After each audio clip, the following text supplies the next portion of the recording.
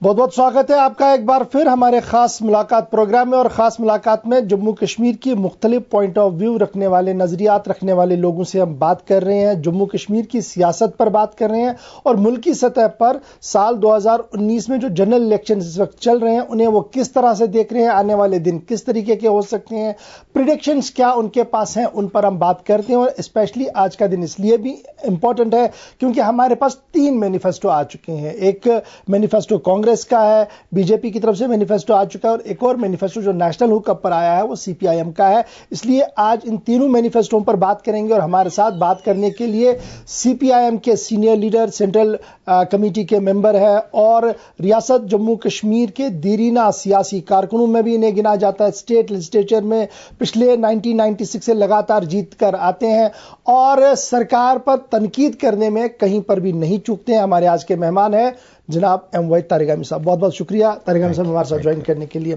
طارق حامد صاحب، شروعات ذرا نیشنل حک اپ سے کروں۔ ہمارے سامنے 2 بڑے پارٹیز کے مینیفیسٹوز آ چکے ہیں۔ آپ کا مینیفیسٹو بھی ہمارے ہاتھ میں ہے، جس میں جموں کشمیر سے لے کر نارتھ ایسٹ، اور نارتھ ایسٹ سے لے کر ساؤتھ اور نارتھ تک ہر ایک سٹیٹ کو اپنے اپنے طریقے سے، اپنے اپنے زاویے سے آپ نے دیکھا ہے۔ لیکن سب سے پہلے جو راہل کا ٹرمپ کارڈ ہے، جس طریقے سے انہوں نے اپنا ٹرمپ کارڈ کھیلا ہے اور کہا ہے کہ اب ہر گھر کو بھی پیسہ ملے گا اور ہر بے روزگار کو بھی روزگار ملے گا، کیا آج جس سٹیج پر ہمارا ملک ہے، کیا یہ پاسبل ہے کہ کانگریس اپنے اس نعرے کو ان لیٹر اینڈ اسپرٹ پورا کر سکتی ہے؟ دیکھیے، اس سے پہلے کہ میں کانگریس کے مینیفیسٹو اور راہل گاندھی کے جو بیانات، جو ان کا پرسپیکٹو سٹیٹمنٹ بھی آیا ہے جہاں تک امپلائمنٹ کا تعلق ہے، پاورٹی ایلیویشن کا تعلق ہے، لیکن اس سے پہلے جائزہ لینا ہوگا بی جے پی سرکار جو اس وقت بھی موجود ہے اور پچھلے 5 سال سے کام کر رہی ہے، انہوں نے بھی کل ہی مینیفیسٹو جاری کیا، اور اس مینیفیسٹو میں کیا کچھ لکھا گیا ہے وہ عوام کے سامنے ہے، جنتا کے سامنے ہے۔ حیران کن بات یہ ہے کہ بی جے پی کی قیادت ابھی بھی سبق سیکھنے سے انکاری لگ رہی ہے۔ غلطیاں ہوتی ہیں، لیکن غلطیوں سے سبق سیکھنا میرے لیے وہ آنے والے وقت میں زیادہ بہتر نتائج دے سکتا ہے کسی بھی پولیٹیکل پارٹی کے لیے۔ لیکن بی جے پی کا کچھ سلسلہ ہی الگ ہے، وہ ڈنکے کی چوٹ سے آج وہی غلطیاں، بلنڈرز دہرا رہی ہے جن کا انہوں نے پچھلے 5 سال میں کر کے دکھایا ملک کے سامنے۔ ذرا بھر بھی کہیں گنجائش نہیں رکھی ہے انہوں نے کہ وہ یہ کہے جنتا کو کہ کئی معاملات میں ان کی طرف سے کمیاں رہی ہیں، وعدے پورے نہیں کیے گئے ہیں۔ مثلا جیسا کہ بھی آپ نے کہا کہ بے روزگاری کا مسئلہ ایک سنگین مسئلہ ہے، یہ تو ورلڈ وائڈ ایک سب سے بڑا ایشو ہے جابز کا، اور ہندوستان میں بھی یہ سب سے بڑا ایشو ہے۔ اور اگر آپ نظر ڈالیں 2014 میں ایک وجہ نوجوانوں کا رخ بدلا یو پی اے سے بی جے پی کی طرف، وجہ اس میں ایک خاصی وجہ وہ جاب کے بارے میں جو وعدہ دیا گیا، لیکن آج تک ہوا کیا؟ 2 کروڑ کے جابس 1 سال میں دینے کا وعدہ اور 10 کروڑ 5 سال میں۔ مودی صاحب اور یہ مینیفیسٹو کہیں ذکر تک نہیں کرتا، بلکہ اس کے برعکس ہم دیکھ لیں گے جو انہوں نے کچھ فیصلے لے لیے، بڑے فیصلے جس پر پچھتاوا نہیں ہے ان کو، آج بھی ڈنکے کی چوٹ سے وہ دہرا رہے ہیں اچیومنٹس کے طور پر۔ ڈی مانیٹائزیشن، اب ڈی مانیٹائزیشن سے کیا ہوا؟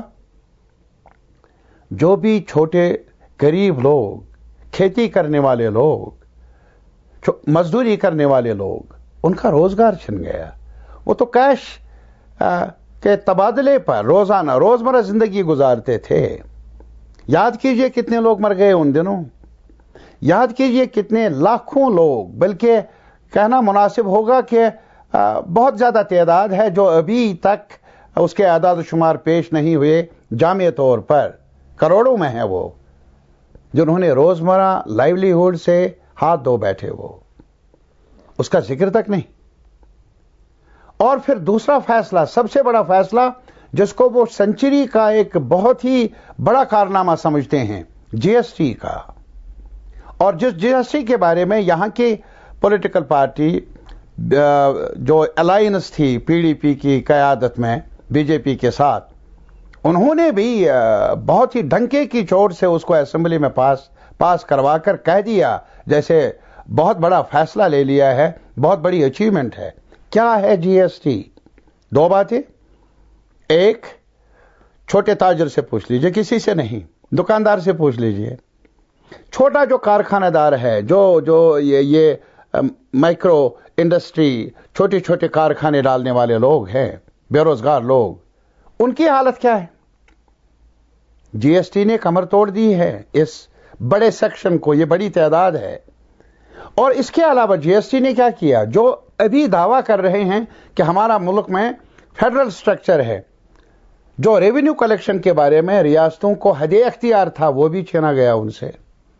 اور خاص طور پر ہماری ریاست میں ہمارا اپنا کانسٹیٹیوشن بتا رہا ہے، اور یہی ہماری آٹونومی ہے۔ پتہ نہیں، آج بعد میں آ جاؤں گا اس پر، یہاں تو سارے پولیٹیکل پارٹیز اب 370 کہہ رہے ہیں، لیکن ان سے ہم اتنا ہی کہیں گے، خاص طور پر پی ڈی پی کے لیڈروں سے، یار 370 کی روح تو آپ نے جی ایس ٹی کے قانون کو لاگو کر کے ختم کر دی، اس کے بارے میں کچھ بتائیے۔ ہم نے چلایا اس وقت کہ ہمارے کانسٹیٹیوشن کا جو سپرٹ ہے، جو ہمیں حد اختیار ہے ٹیکسز جمع کرنے کا، اس سے ہمیں اگر ہاتھ دھونا پڑے تو ایک بڑی آنچ ہوگی، بڑا دچکا ہوگا، جو ہمیں اٹانومی، کانسٹیٹیوشنل اٹانومی ملی ہے۔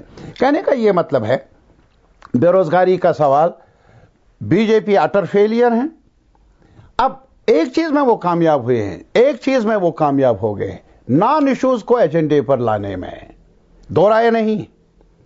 اب جہاں تک کانگریس کا تعلق ہے، کانگریس نے ابھی اسی سوال کو مدعا بنا دیا، اچھا کیا۔ کانگریس کا کہنا ہے کہ ہم اتنے پیسے ہر گھر میں پہنچائیں گے، وعدہ ہے ان کا، لیکن ہماری طرف سے صرف یہ بات ہے، جب تک پالیسیز میں بدلاؤ نہیں لایا جائے گا۔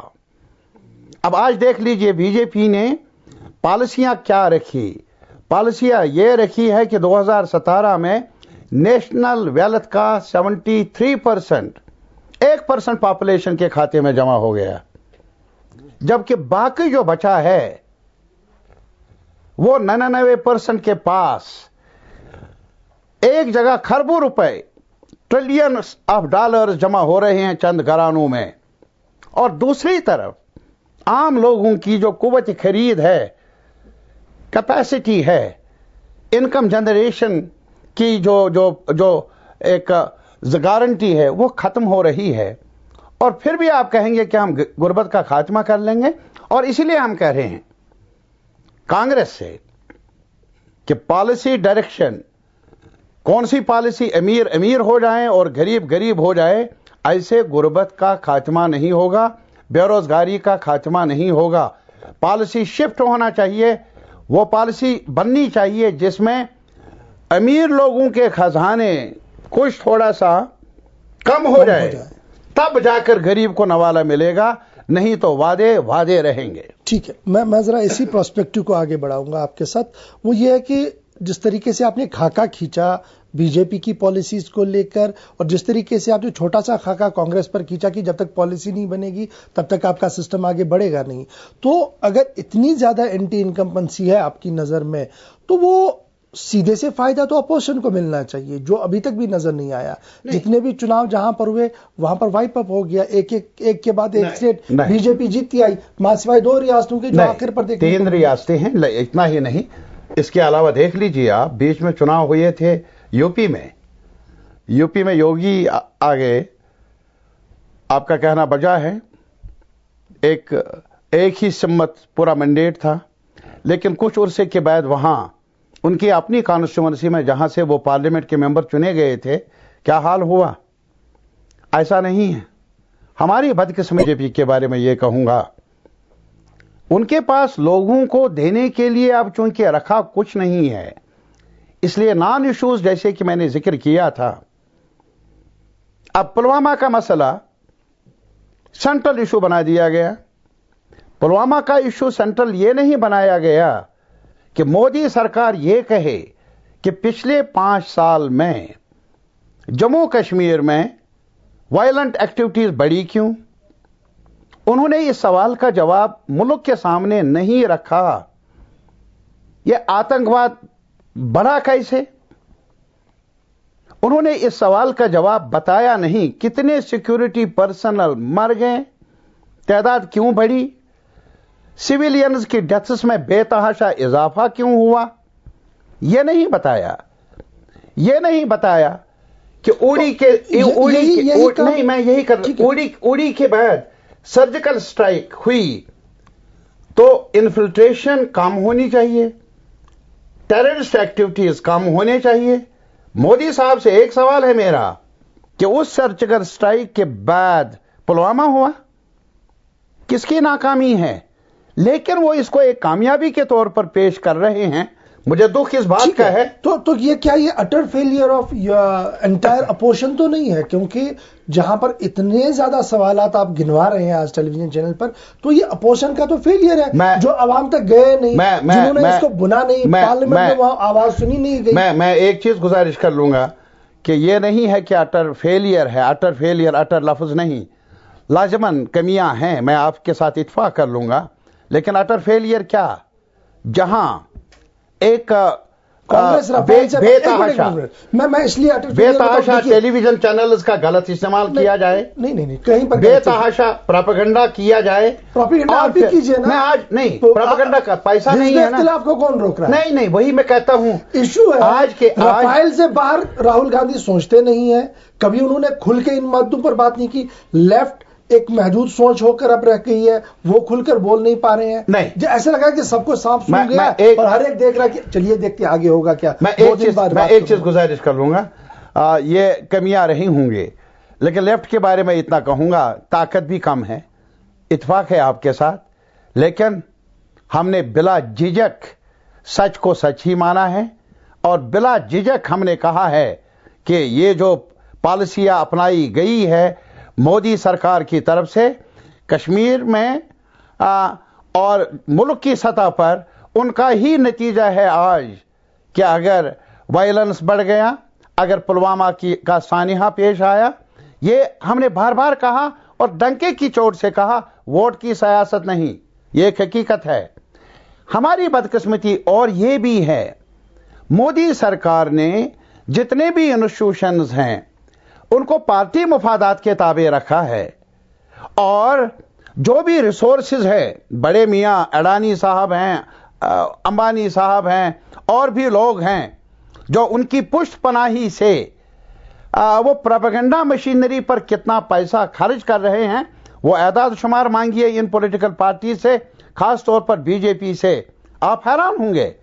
لوگوں کو قرضہ معاف کرنے کے لیے پیسہ نہیں ہے خزانے میں، کسانوں کو راحت دینے کے لیے پیسہ نہیں، عام لوگوں کو جو اولڈ ایج لوگ ہیں ان کو وظیفہ دینے کے لیے پیسہ نہیں ہے، لیکن پروپیگنڈے پر خرچ کرنے کے لیے لاکھوں کروڑوں روپے موجود ہے، بے تحاشا جھوٹ کہنے کے لیے۔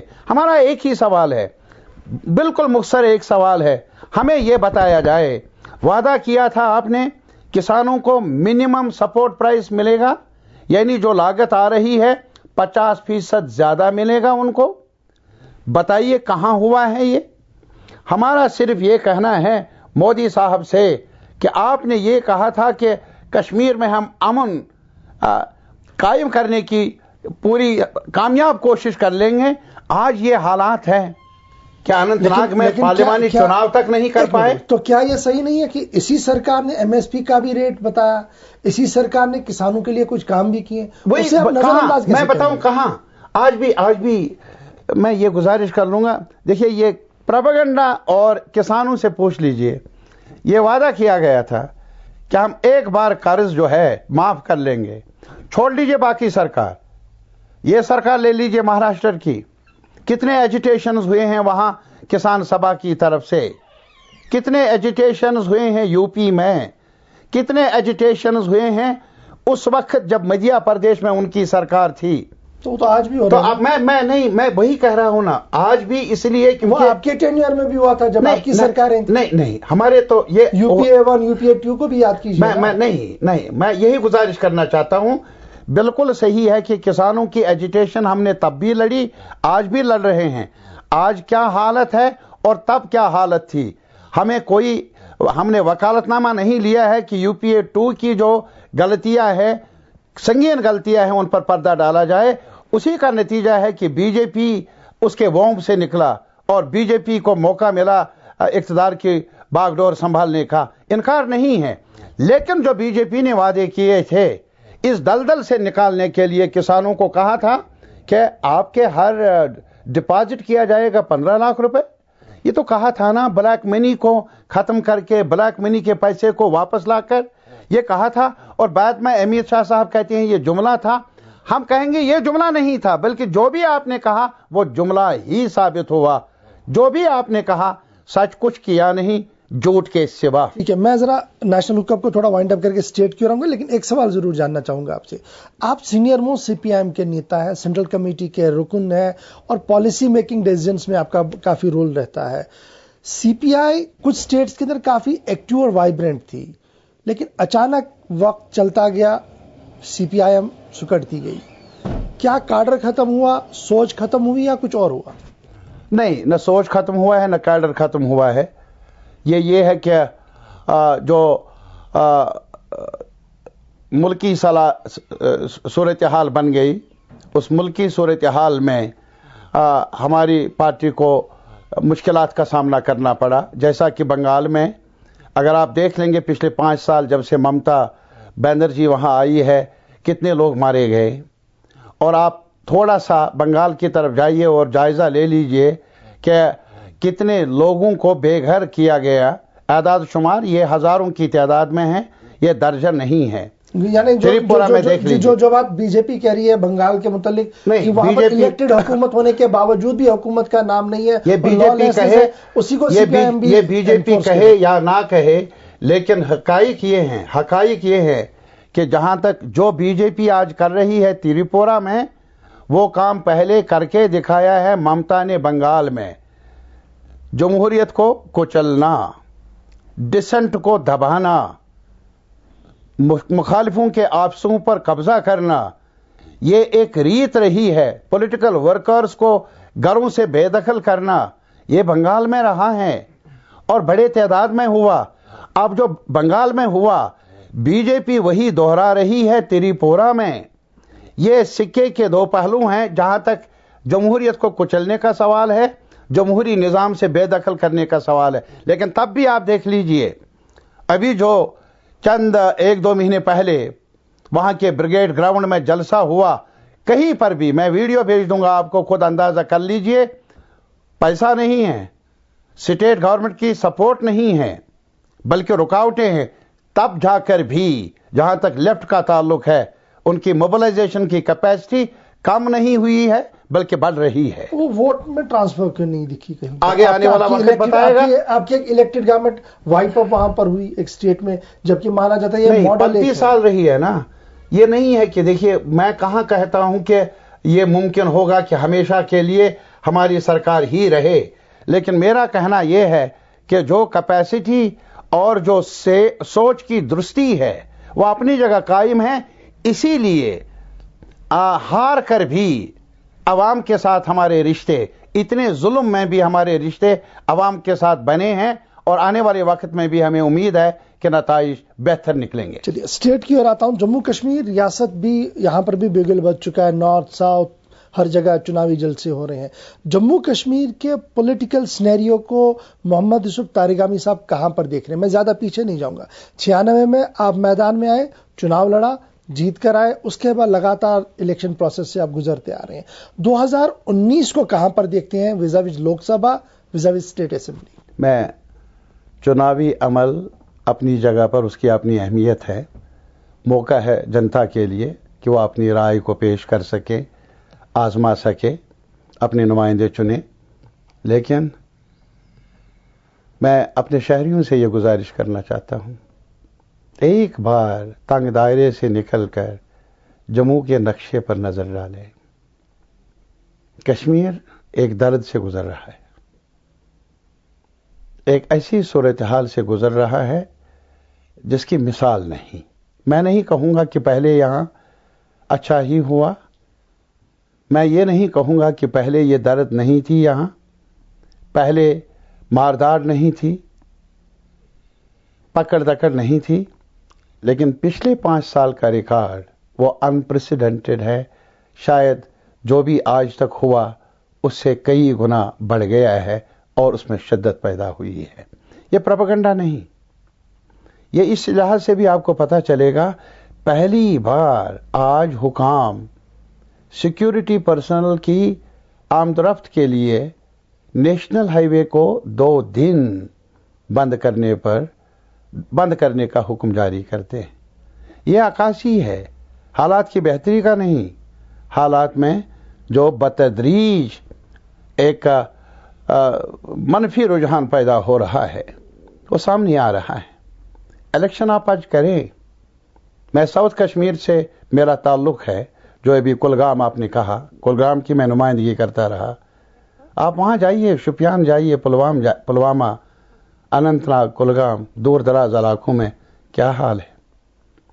یہ چناؤ بھی اگر مجھے آپ پوچھ لیں گے، یہ ایک درد بھری ایک ماحول میں ہو رہے، اور اسی وجہ سے اگر آپ لوگوں کے پاس جائیں گے آپ مایوس ان کو پائیں گے، بددل پائیں گے۔ کیا کیا سرکار نے، کس کی نظر لگ گئی؟ 2014 میں یاد دلاؤں گا، 2014 میں پارلیمانی چناؤ ہو گئے، اسی ساؤتھ کشمیر میں لمبی قطاریں تھی۔ 2014 میں اسمبلی چناؤ ہو گئے، اتنی گہما گہمی تھی، رات دن پولیٹیکل کمپین ہوتا تھا۔ یہ پروپیگنڈا نہیں، الیکشن کمیشن آف انڈیا کی جو ویب سائٹ ہے اس سے آپ کو اعداد و شمار ملیں گے، پکچرز ملیں گے۔ اور آج یہ دیکھ لیجیے آج کیا حالت ہے۔ کیوں ہوا ایسا؟ سرکار نے اقتدار سنبھالا، بی جے پی نے، یہ کہہ کر کہ وہ امن قائم کر لیں گے، کہ وہ سلامتی کا ماحول تیار کر لیں گے۔ میں چھوڑ لیجئے، اگر ان کو دلچسپی نہیں ہے کشمیری عوام کے ساتھ، وہ تو سزا دے رہے ہیں سیکیورٹی فورسز کو بھی۔ کتنے سیکیورٹی فورسز کو اپنی جانوں سے ہاتھ دھونا پڑا۔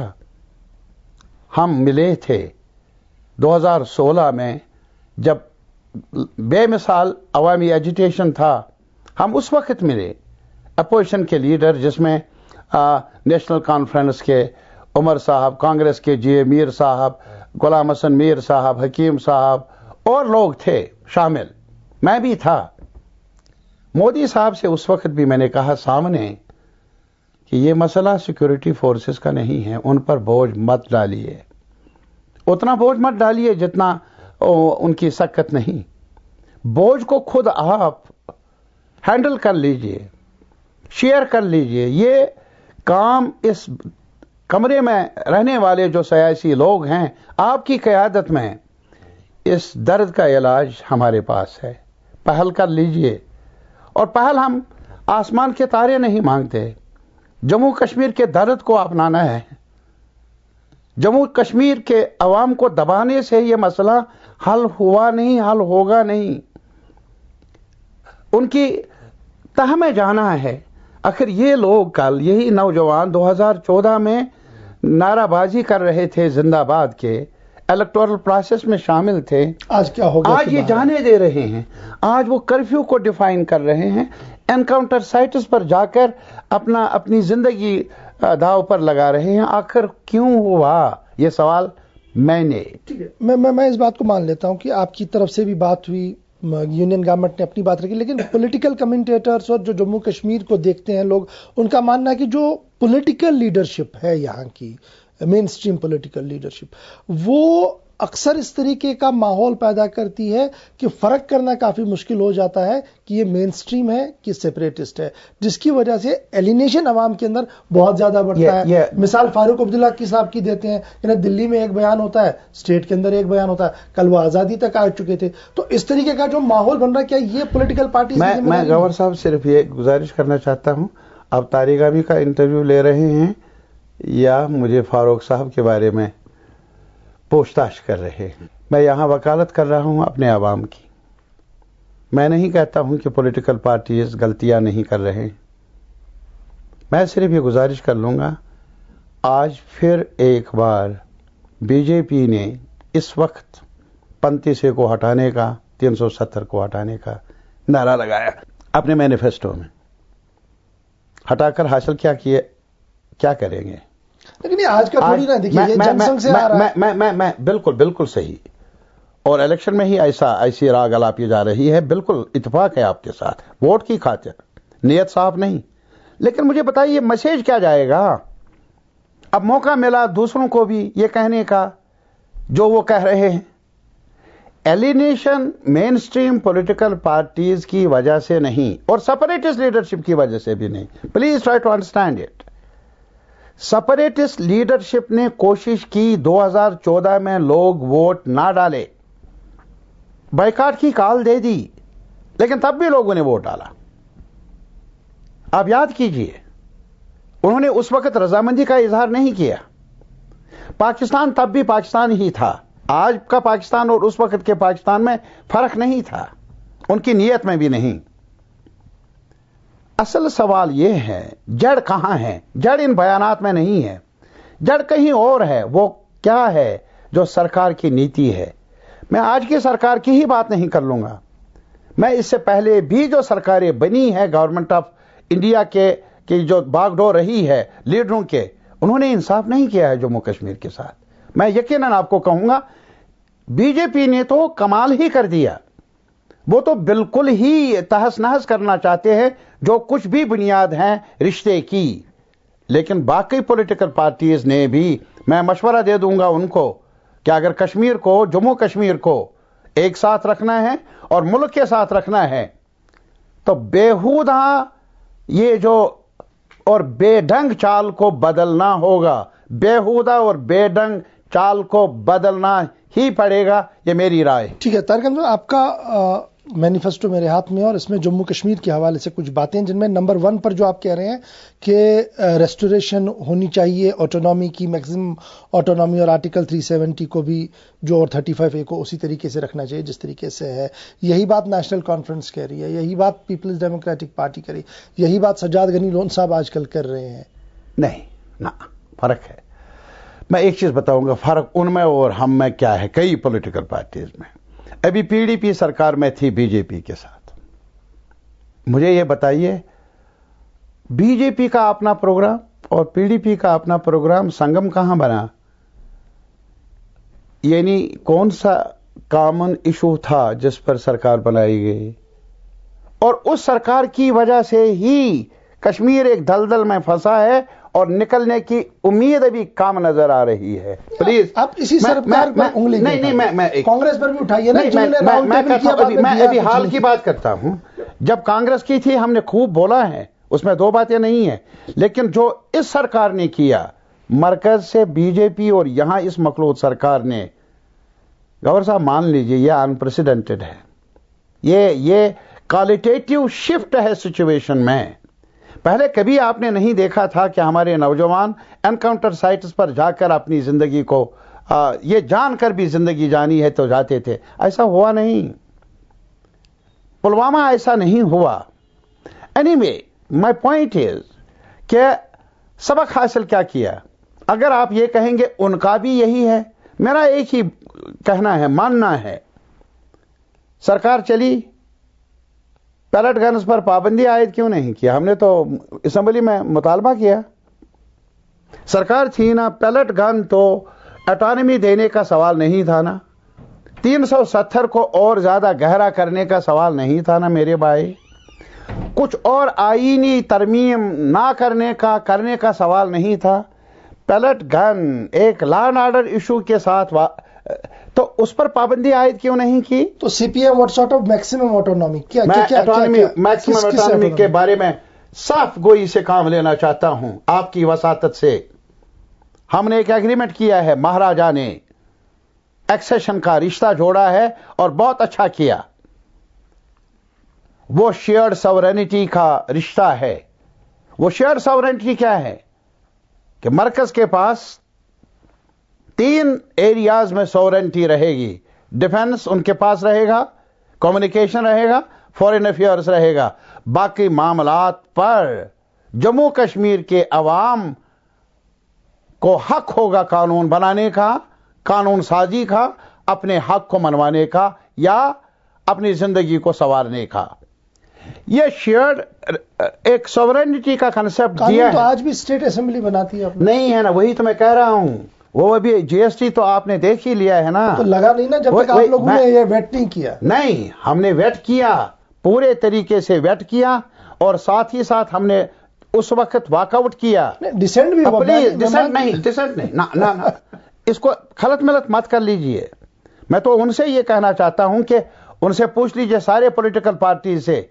249 آرٹیکل 249 لاگو کیا گیا جموں کشمیر میں 1986 میں. گورنر صاحب تھے جگموہن, اور اس وقت کیا گیا. کسی پولیٹیکل پارٹی نے بعد میں الگ سے ریزولوشن پیش کیا تاکہ گورنمنٹ آف انڈیا کو اپنا ڈسپلیجر ایکسپریس کیا جائے. میں نے کوشش کی 2011 میں, آپ وہاں ریزولوشن وہاں دیکھ لیجئے. بہرحال یہ سوال نہیں ہے, میں نے کیا, بڑا کمال کیا. ایک ذمہ داری ہے میری, وہ مجھے کرنا چاہیے, چاہے میری چھوٹی سی کوشش کامیاب ہو یا نہ ہو. لیکن ایک چیز ضرور کہوں گا, سیاست بازی نہیں. جموں کشمیر کے ساتھ جو وعدے کیے گئے ہیں یونین کو آج کی سرکار کو یا آنے والی سرکار کو نبھانے پڑیں گے, تب جا کر یہ رشتہ رہے گا. تو کیا آپ کی آٹونومی میں یہ مانوں کہ separate supreme court, separate prime minister? میں سمپل نہیں, یہ سپریٹ وائی ناٹ, کیا فرق ہے میرے بھائی؟ مجھے آپ یہ بتائیے کہ ملک کے اندر رہ کر, ابھی چائنا ایک ملک ہے جنہوں نے ہانگ کانگ کے ساتھ رشتہ قائم کیا, اور ابھی بھی ان کا جو سسٹم ہے الگ ہے مین لینڈ چائنا سے. دنیا میں کئی جگہیں ایسی ہیں جہاں اٹونومس ریجنز ہیں. تو سیدھی سی بات ہے, نیشنل کانفرنس کا جو ماڈل آف کانسیپٹ ہے اس کو آپ انڈورس میں کہتا ہوں اس سے بھی آگے بڑھنا چاہیے نیشنل کانفرنس کو بھی. لیکن اس میں ایک چیز ضرور ہے, یہ جموں کشمیر کا سوال ہے, لداخ کا سوال ہے, جہاں اگر کشمیر کی مسلم آبادی, جموں کی زیادہ مسلم آبادی ہے, وہاں جو مائنورٹی ہے ہندو برادری, ان کے ایسپریشنز کا بھی تحفظ ڈھونڈنا ہوگا. بدھسٹ ایسپریشنز ہیں, ان کا بھی تحفظ ڈھونڈنا ہوگا. اسی لیے آپ یہ خاکہ پڑھ لیجئے, ہم نے کہا ہے کہ ایک اٹونومس ڈھانچہ بننا چاہیے جموں کشمیر کا, اور اس کے دائرے کے اندر جموں کو, لداخ کو, سب ریجنز ہیں ان کو ایک کانسٹیٹیوشنل گارنٹی ملنی چاہیے اپنے معاملات سنبھالنے کا. ایسا ممکن ہے, یہ ہوا میں باتیں نہیں ہیں. دس از پاسبل. مجھے اعتراض کیا ہے اس میں کہ اگر ہمارے عوام امپاور ہو جائے, یہ تو ریپبلکن کانسٹیٹیوشن کی روح ہے. ٹھیک ہے, اس کے ساتھ آپ یہ بھی کہہ رہے ہیں کہ پولیٹیکل پروسیس اور ڈائیلاگ کو جو ہے وہ سبھی سٹیک ہولڈرز کے ساتھ, کنسرن پارٹیز کے ساتھ ہونا. یہ کنسرن پارٹیز کوئی نہیں, no concern parties doesn't, voices of doesn't ہیں. تو وائی ناٹ سمپلی کہ سیپریٹ اس کے ساتھ کوئی بات نہیں, نہ لکھیں آپ. میں کہتا ہوں آپ کی وساطت سے, جو بھی لوگ ابھی بھی ڈیموکریٹک پروسیس میں شامل نہیں ہیں, آپ ہمیشہ کے لیے ان کو دور کیوں رکھ رہے ہیں, اگنور کیوں کر لیں گے؟ دیکھیے پھر وہی سوال آئے گا نا, جب ریاست کے سابق وزیر اعلیٰ رہ چکے, 2 بار رہ چکے, پارلیمنٹ میں ریپرزینٹ کر چکے, ہمارے اسی پروگرام میں وہ کہہ چکے ہیں کہ دلی پر بھروسہ نہیں کیا جا سکتا, دلی نے ہمیشہ میں سے ڈسیو کیا ہے. میں نے پوچھا کہ فاروق صاحب آپ کے اور میروائز صاحب میں فرق کیا ہے, انہوں نے جواب نہیں دیا. تو میں وہ نہیں کہہ رہا ہوں. مجھ میں اور گیلانی صاحب میں فرق ہے, میں ڈنکے کی چور سے کہہ رہا ہوں. لیکن وہ ایک وائس کو ریپرزینٹ کرتے ہیں, بات چیت کرنی چاہیے. Why not? We don't agree. جہاں تک میروائز اور میرا تعلق ہے, we don't agree on many issues. Yasin صاحب ہے, بٹ ڈسپائٹ دا فیکٹ کہ یہ ڈفرینسز کے وہ کچھ وائسز کو ریپرزینٹ کرتے ہیں, ان کو آپ علیحدہ نہیں کریں گے. आइसोलेट नहीं कर सकते हैं, बल्कि उनको एक दायरे के अंदर लाकर उनको भी एंगेज करना है पर्पसफुल डायलॉग प्रोसेस में। उसका भला होगा जम्मू कश्मीर का, उसका भला होगा लाजमी तौर पर हम सब का। और इसी तरीके से इसके अलावा मैं ये कहना चाहूंगा, दो ममालिक की कम्पिटिटिव क्लेम्स हैं जम्मू कश्मीर पर, कम्पिटिटिव क्लेम्स। अभी भी पाकिस्तान कह रहा है कि हमारे एक हिस्सा है उनके पास, और क्लेम्स भी हैं। हमारी जंगें भी हुई है, आज तक बातचीत भी हुई है, उनके साथ भी बातचीत की जाए, आपस में बातचीत की जाए। वो जो दो ममालिक आपस में अपनी कम्पिटिटिव क्लेम्स, बल्कि यह कहना मुनासिब होगा टेरिटोरियल क्लेम्स को लेकर आपस में तनाव पैदा कर रहे हैं, जम्मू कश्मीर के लोगों को क्रॉस फायर पर रखकर, यह हमें मंजूर नहीं। हमने बहुत कुछ हमारे आवाम ने, हर रीजन के आवाम ने, अभी आप देख लीजिए एलओसी पर, बॉर्डर पर आप देख लीजिए, गोली इधर से जाए उधर से जाए, वो लोग सफर कर रहे हैं। We have to put an and to this. और जो भी रिसोर्सेज यहां से वहां से ज्यादा बर्बाद किए जा रहे हैं डिफेंस पर, बारूद पर, वो बच जाएंगे। तो इसलिए जरूरी है बातचीत होनी चाहिए। इसके साथ साथ एक रीजनल पार्टी ये कह रही है कि पब्लिक सेफ्टी एक्ट अगर हम आए तो सेफ्टी एक्ट को खत्म कर देंगे। आप कह रहे हैं कि कंप्लीट विड्रॉल और arm force special power act, क्या आज के टेनर में कंप्लीट विड्रॉल और आर्म फोर्स पॉसिबल है? मैं कहता हूं, देखिए यही बात तो महबूबा जी ने असेंबली में कही थी जब मैंने ये दोहराया था। क्या ये मुमकिन है? आज ये मुमकिन है? त्रिपुरा में हालात खराब जाने के बाद अब तो मैं बताऊंगा, त्रिपुरा में हालात खराब हैं, हालात खराब थे। हमारी सरकार ने कुछ साल पहले विड्रॉ किया, ये मिसाल कायम की हमने वहां। और हम यहां पर भी हमारे पास अभी ऐसे कवानीन मौजूद है जिनको लेकर हम ऐसी सूरत हाल का मुकाबला कर सकते हैं। अब एब्सा में क्या है? एब्सा में आपको इतने अख्तियारात हैं जो कि जरूरी नहीं है। यह हमारी राय नहीं है, बल्कि डिफेंस एक्सपर्ट्स भी कुछ लोग ऐसे हैं जिन्होंने अपने तजर्बे की बुनियाद पर कहा है कि इसका गलत इस्तेमाल किया जा रहा है। और उसका नतीजा क्या है? देखिए, असल बीमारी, असल जड़ की तरफ जाइए। ये जो हमारे बच्चे उस रास्ते पर जा रहे हैं, वापस लाइए ना उनको, कैसे नीतियां बदलकर। वही तो हम कह रहे हैं। तो आप एब्सा का सहारा, सिर्फ एब्सा के सहारे पर कहेंगे कि हम यहां हालात पर काबू पाएंगे, 90 से करके आए हैं, देखते आए हैं, ऐसा हुआ नहीं। पॉलिसीज को बदल दीजिए टुवर्ड्स कश्मीर, अपनाना होगा यहां के जज्बात, यहां के जो ख्वाहिशात, जो भी दायरे के अंदर रहकर उनको अपनाना होगा, उनका इलाज ढूंढना होगा। That will be the biggest political initiative. ठीक है तारिक हमजा, तो आपको नहीं लगता कि वक्त आ गया है जब मुल्की सतह पर सस्टेन डायलॉग प्रोसेस को चलाने के लिए एक इंडिपेंडेंट इंस्टीट्यूशन हो, जिसको पॉलिटिकल पार्टीज ना चलाएं बल्कि सिस्टम चलाएं, और वो इस प्रोसेस को आगे बढ़ाएं, ताकि 5 साल बाद जब सरकार बदलती है, पॉलिसी बदलती है, तो जम्मू कश्मीर पर एक और एक्सपेरिमेंट होता है, वो एक्सपेरिमेंट वो आपका कहना सही है, बजा है आपका कंसर्न। लेकिन मैं इतना जरूर कहूंगा, मैंने ये तजवीज दी थी हमारी पार्टी ने कि पार्लियामेंट को इन्वॉल्व करना बहुत जरूरी है। देखिए होता क्या है, ये सिर्फ डोमेस्टिक जो उनका अपना प्रोपेगेंडा है उसको देखते हुए कश्मीर की पॉलिसी तय करते हैं। और कल अगर दूसरी पार्टी सरकार में आ जाए, ये पार्टी प्रेशर डाल देगी कि ऐसा ना हो, ये ना हो, ये देश के खिलाफ जाएगा। यानी पार्लियामेंट की तरफ से कोई कमेटी हो, ऑल पार्टीज कमेटी हो, वो ज्यादा मुनासिब होगा। उनके साथ एक मैकेनिज्म होगा एक्सपर्ट्स का। ये हमने तजवीज रखी। मैं इस तजवीज का आज भी कायल हूं, क्योंकि अगर आप इसमें बीजेपी के हवाले कर लेंगे, वो नहीं कर लेंगे, कांग्रेस के हवाले कर लेंगे, शायद उनके डर के मारे नहीं कर लेंगे। इसलिए पार्लियामेंट को इन्वॉल्व करना है। एक मसला है सबसे ज्यादा संगीन, सबसे ज्यादा नाजुक, जिस पर पार्लियामेंट को इन्वॉल्व होना है। मेजर पॉलिटिकल पार्टीज पर मुश्तमिल एक टीम बननी चाहिए, assisted by a viable, effective mechanism of committee of experts। तब जाकर कुछ पेशरफ्त हो सकती है, تب جا کر دھیرے دھیرے اس تاریخی کجروی کو ٹھیک کرنے میں مدد مل سکتی. ایک آخری سوال، as a student of politics, جو آپ سیاست کو لگاتار دیکھ رہے ہیں، بڑی قریبی پالیٹکس کو دیکھیے، ووٹ پالیٹکس کو دیکھیے، اسٹوڈنٹ پالیٹکس کو دیکھیے، نارتھ کشمیر کی دنگل کو محمد یوسف طارقانی صاحب کیسے دیکھ رہے ہیں؟ دنگل کیوں؟ اچھا لگ رہا ہے کہ اگر لوگ باہر آ جائے اور بات کر لیں، لیکن میں تو یہی چاہوں گا کہ لوگ ووٹ ڈالیں. سب سے بڑی بات یہی ہے. کس کو ووٹ ڈالے؟ ان کے پاس تجربے کی کمی نہیں ہے.